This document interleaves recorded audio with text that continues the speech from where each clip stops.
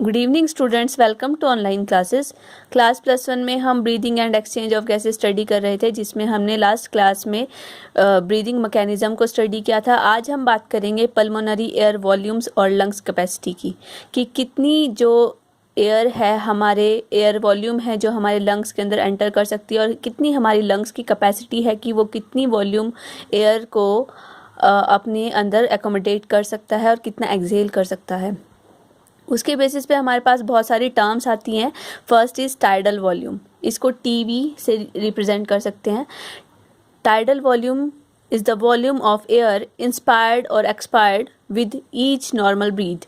अगर हम normally breathe करें तो उसमें कितनी वॉल्यूम है एयर की कि हम उसको इंस्पायर करते हैं, हम जितना सांस लेते हैं नॉर्मल ब्रीदिंग में और जितने सांस छोड़ते हैं, जितना वॉल्यूम, उसको हम कंसिडर करते हैं टाइडल वॉल्यूम में।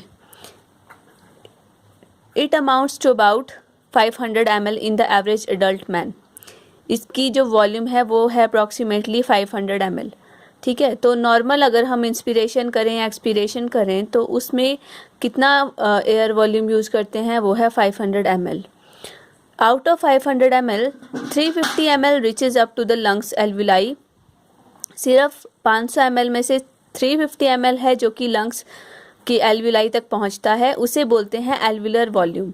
इसके अलावा जो 150 ml है ये हमारे रेस्पिरेटरी ट्रैक में ही प्रेजेंट रहता है और उस स्पेस को बोला जाता है एनाटॉमिकल डेड स्पेस। तो उस एनाटॉमिकल डेड स्पेस के अंदर जितना एयर का वॉल्यूम रहता है उसे हम बोलते हैं डेड स्पेस वॉल्यूम। तो अप्रॉक्सीमेटली 150 ml वॉल्यूम एयर का है जो कि हमारे रेस्पिरेटरी ट्रैक में रहता है। मतलब ये हमारी एक्सचेंज ऑफ गैसेस में पार्टिसिपेट नहीं करता, ये हमारे ट्रैक में रहता है। सिर्फ 350 ml वॉल्यूम है जो कि हमारी एल्विलाई तक पहुंचता है, जहां से ब्लड के थ्रू फर्दर उसकी सप्लाई की जाती है। Second is inspiratory reserve volume, IRV। इसकी मतलब इसको शॉर्ट फॉर्म में अगर लिखें तो IRV से रिप्रेजेंट किया जाता है। It is the extra volume of air which can be inspired by forced inhalation beyond the normal inhalation. कई बार ऐसा होता है कि अगर हम नॉर्मल इनहेलेशन के बाद, नॉर्मली हमने सांस ली, उसके बाद हम अगर फोर्सफुल इनहेलेशन करें तो वो कितना एयर वॉल्यूम है जिसको हम फोर्सफुली इनहेलेशन कर सकते हैं आफ्टर नॉर्मल इनहेलेशन, उस वॉल्यूम को कहा जाता है इंस्पिरेटरी रिजर्व वॉल्यूम। और इसका अमाउंट है 2500 से 3000 मिलीलीटर तक। ठीक है, 2.5 लीटर से 3 लीटर तक वॉल्यूम हम नॉर्मल इनहेलेशन के बाद फोर्सफुली इनहेल कर सकते हैं। Third one is expiratory reserve volume. It is the amount of air that can be expired by forceful expiration. अब ये कौन सी वॉल्यूम है? जब हम नॉर्मली एक्सपायर कर लेते हैं, आफ्टर नॉर्मल एक्सपायरेशन, हम नॉर्मली एक्सपायर कर देते हैं, सांस छोड़ देते हैं, उसके बाद जब हम फोर्सफुली एक्सपायर करते हैं तो कितना वॉल्यूम हम एक्सपायर कर सकते हैं, उसे बोलते हैं एक्सपिरेटरी रिजर्व वॉल्यूम। जिस तरह से इंस्पिरेटरी रिजर्व वॉल्यूम है कि नॉर्मल इनहेलेशन के बाद हम फोर्सफुल इनहेलेशन करते हैं, उसे बोलते हैं इंस्पिरेटरी रिजर्व वॉल्यूम। उसी तरह से एक्सपिरेटरी रिजर्व वॉल्यूम है नॉर्मल एक्सहेलेशन के बाद हम फोर्सफुल एक्सहेलेशन कर सकते हैं, कितना वॉल्यूम फोर्सफुली एक्सहेल कर सकते हैं, उसे बोलते हैं एक्सपिरेटरी रिजर्व वॉल्यूम। इसके बाद आती है inspiratory capacity. It is the amount of air. तो हमारी जो एक्सपिरेटरी रिजर्व वॉल्यूम है उसका जो अमाउंट है वो है 1000 से 1100 मिलीलीटर। तो इतना वॉल्यूम एयर हम फोर्सफुली एक्सहेल कर सकते हैं आफ्टर नॉर्मल एक्सहेलेशन। फिर आती है inspiratory capacity. Inspiratory capacity is the amount of air that a person can inhale to the maximum level after normal expiration. जब नॉर्मल एक्सपिरेशन करने के बाद एक पर्सन मैक्सिमम लेवल तक इनहेल कर सकता है, उसे बोलते हैं इंस्पिरेटरी कैपेसिटी। तो इंस्पिरेटरी कैपेसिटी की वॉल्यूम में अगर हम इंस्पिरेटरी रिजर्व वॉल्यूम के अंदर टाइडल वॉल्यूम को ऐड कर दें तो हमारे पास इंस्पिरेटरी कैपेसिटी आ जाती है कि हम नॉर्मल इनहेलेशन के बाद कितना फोर्सफुली, नॉर्मल एक्सपिरेशन के बाद कितना फोर्सफुली इनहेल कर सकते हैं। क्योंकि टाइडल वॉल्यूम तो नॉर्मल हमारी एक्सपिरेशन और इंस्पिरेशन है, उसमें अगर हम इंस्पिरेटरी रिजर्व वॉल्यूम को ऐड कर देते हैं तो हमारे पास वो इंस्पिरेटरी कैपेसिटी आ जाती है कि कितनी कैपेसिटी है लंग्स की।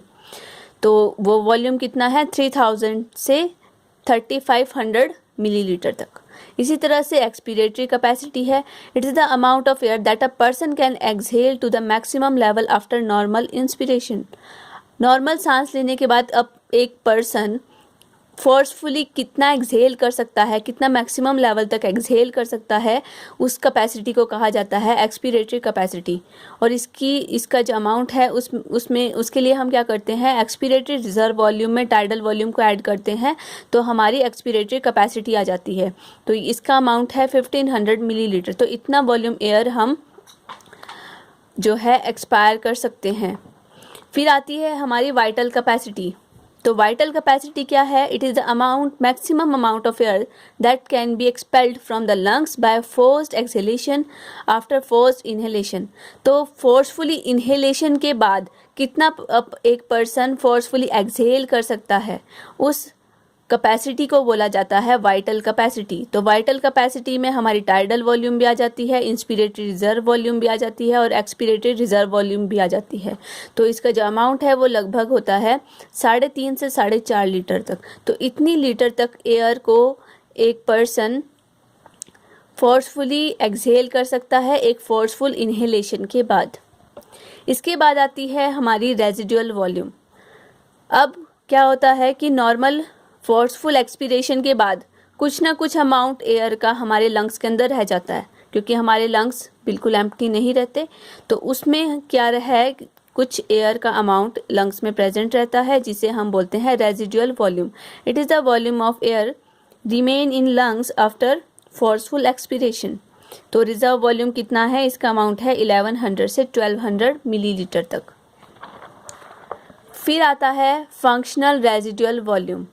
अब फंक्शनल रेजिडुअल वॉल्यूम है, it is the amount of air left in the lungs after normal expiration. अगर नॉर्मली एक्सपायर करने के बाद जो अमाउंट एयर का लंग्स में रहता है और वो फंक्शनल है, उसे बोलते हैं फंक्शनल रेजिडुअल वॉल्यूम। अब फंक्शनल रेजिडुअल वॉल्यूम में हम क्या करते हैं, एक्सपिरेटरी रिजर्व वॉल्यूम, क्योंकि नॉर्मली जो रेजिडुअल वॉल्यूम है वो तो होगा ही हमारे लंग्स के अंदर 1100 से 1200 मिलीलीटर तक। इसके अलावा एक्सपिरेटरी रिजर्व वॉल्यूम मतलब जितना हम फोर्सफुली एक्सपायर कर सकते हैं तो वो भी ऑलरेडी प्रेजेंट होगा, क्योंकि अगर हम नॉर्मली एक्सहेल नहीं फोर्सफुली एक्सहेल नहीं कर रहे तो इसका मतलब वो उतनी कैपेसिटी है हमारी। तो 1100 के अप्रॉक्सीमेटली एक्सपिरेटरी रिजर्व वॉल्यूम है। और रेजिडुअल वॉल्यूम जो हमेशा ही प्रेजेंट रहता है, चाहे हम कितना ही फोर्सफुली एक्सहेल कर लें तो उतनी अमाउंट जो एयर है एयर की वॉल्यूम है वो हमारे लंग्स में रहता ही रहता है। तो इन दोनों को ऐड करने के बाद जो लंग्स के अंदर एयर बचती है उसे बोलते हैं फंक्शनल रेजिडुअल वॉल्यूम। ठीक है। फिर आती है हमारी total lung capacity. Total lung capacity क्या है, it is the amount of air in the lungs and the respiratory passage after a maximum inhalation effort. तो TLC टोटल लंग कैपेसिटी में हमारी जो मैक्सिमम इनहेलेशन एफर्ट की जो capacity है उसका टोटल वॉल्यूम आ जाता है। तो TLC में हमारी वाइटल कैपेसिटी और रेजिडुअल वॉल्यूम आ जाता है और इसमें इसका जो अमाउंट है वो लगभग बन जाता है 5 to 6 लीटर तक का। फिर इसके बाद एक बात आती है स्पायरोमीट्री की। स्पायरोमीट्री में क्या होता है कि जो हमारे लंग्स की कैपेसिटी है वॉल्यूम्स को इनहेल करने की या एक्सहेल करने की कितनी कैपेसिटी है, तो उसका एक रिकॉर्ड होता है। उसे हम रिकॉर्ड करके रख सकते हैं। तो उसे रिकॉर्ड किसके थ्रू करते हैं, स्पायरोमीटर के थ्रू। और जो हमारे पास रिजल्ट्स आते हैं वो रिकॉर्डिंग आती है, उसे बोलते हैं स्पायरोमीट्री। तो कैलकुलेट कर सकते हैं कि किस तरह से जो हमारे लंग्स हैं वो इनहेल करते हैं और एक्सहेल करते हैं, कितनी जो एयर वॉल्यूम है वो इनहेल होती है और एक्सहेल होती है। तो उस पूरी रिकॉर्डिंग को बोलते हैं स्पायरोमीट्री। तो उसे इस तरह से रिप्रेजेंट किया जाता है, यहाँ पर इस तरह से वेव्स बनती हैं उस स्पायरोमीटर के अंदर। तो उसे अगर हम स्टडी करें तो यहाँ पर जो फर्स्ट पीक है इसे बोलते हैं टाइडल वॉल्यूम। ये शो करता है टाइडल वॉल्यूम मतलब हमारी नॉर्मल एक्सपिरेशन और इंस्पिरेशन को। फिर यहाँ से जो इस लाइन से ऊपर वाली जो वेव है ये रिप्रेजेंट करती है इंस्पिरेटेड रिजर्व वॉल्यूम को, कि कितना हम मैक्सिमम फोर्सफुली इनहेल कर सकते हैं आफ्टर नॉर्मल इनहेलेशन। इससे नीचे वाली जो वेव है वो रिप्रेजेंट करती है एक्सपीरेटरी रिजर्व वॉल्यूम को, जो कि हमारी फोर्सफुल एक्सेलेशन है आफ्टर नॉर्मल एक्सेलेशन। ठीक है, इसके अलावा ये है हमारी रेजिडुअल वॉल्यूम जो हमारे लंग्स में आफ्टर फोर्सफुल एक्सेलेशन के बाद भी बच जाती है, वो है रेजिडुअल वॉल्यूम। ये इस पॉइंट से रिप्रेजेंट की जाती है।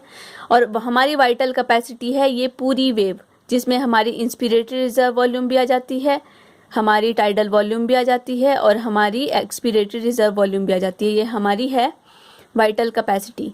और अगर हम बात करें टोटल लंग कैपेसिटी की, तो ये पूरी जितनी भी वेव है इंक्लूडिंग दिस रेजिडुअल वॉल्यूम, तो मतलब ये vital capacity plus residual volume, ये सारी क्या है, हमारी टोटल लंग कैपेसिटी है। तो इस तरह से स्पायरोमेट्री के थ्रू इसे रिप्रेजेंट किया जाता है। इसके बाद हम बात करेंगे कि ट्रांसपोर्ट किस तरह से होता है गैसेस का, उसको हम नेक्स्ट लेक्चर में कंटिन्यू करेंगे। Thank you class.